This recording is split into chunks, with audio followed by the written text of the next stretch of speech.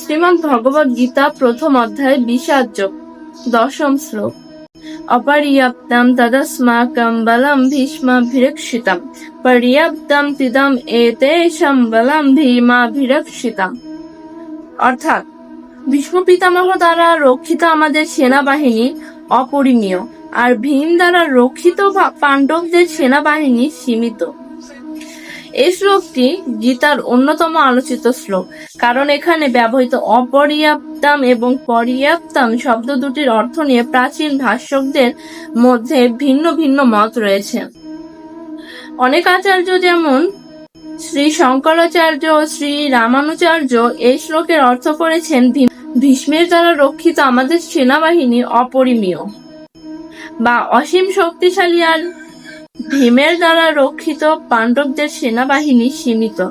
এই ব্যাখ্যায় দুর্যোধন নিজের সেনাবাহিনীর শক্তি ও সংখ্যার উপর আস্থা প্রকাশ করেছেন, কারণ কৌরবদের ছিল 11 অক্ষৌহিণী সেনা আর পাণ্ডবদের ছিল 7 অক্ষৌহিণী সেনা।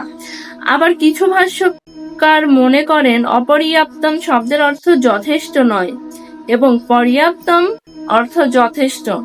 সে অনুযায়ী অর্থ দাঁড়ায়, ভীষ্মের মতো মহাবীর আমাদের পক্ষে থাকলেও আমাদের বাহিনী যথেষ্ট নয়, কিন্তু ভীমের নেতৃত্বে পাণ্ডবদের বাহিনী যথেষ্ট শক্তিশালী।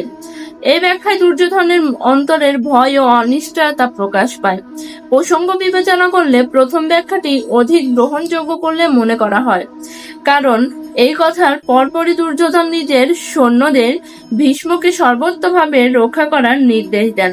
যদি তিনি সত্যিই মনে করতেন তার বাহিনী দুর্বল, তাহলে এমন আত্মবিশ্বাসী ভঙ্গিতে কথা বলার সম্ভাবনা কম ছিল। তিনি মূলত নিজের সেনাদের উৎসাহিত করতে এবং তাদের মনোবল দৃঢ় করতে চেয়েছিলেন।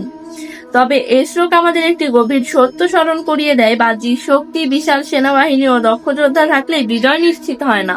কৌরবদের সেনাবাহিনী সংখ্যায় বড় থাকলেও পাণ্ডবদের পক্ষে ছিল ধর্ম, ন্যায় ও শ্রীকৃষ্ণের পথ নির্দেশ। তাই গীতার শিক্ষা হলো সংখ্যা বা ক্ষমতা নয়, সত্য, ন্যায় ও ঈশ্বর আশ্রয় শেষ পর্যন্ত প্রকৃত বিজয়ের ভিত্তি। এই শ্লোক তাই শুধু দুই বাহিনীর তুলনা নয়, এটি বাহ্যিক শক্তি ও নৈতিক শক্তির মধ্যকার পার্থক্যরও একটি গভীর ইঙ্গিত বহন করে। জয় গীতা, জয় শ্রীকৃষ্ণ।